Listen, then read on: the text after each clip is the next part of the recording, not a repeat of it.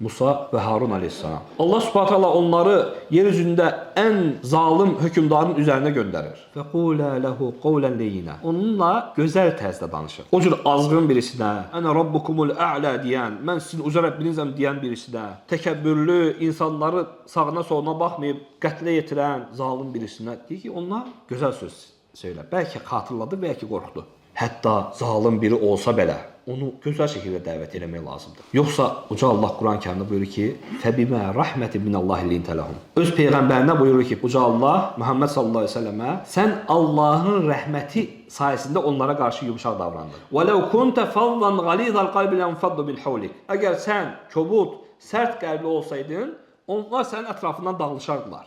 Heç kəsi dəvət edə bilməz. Sən Allahın yoluna dəvət edən vaxtı fikirləşməlisən ki, mən özümə dəvət eləmirəm. Allahın dininə dəvət edirəm. Danışan vaxtı qaçırdıcı danışmalı deyilsən, cəlbedici danışmalısan.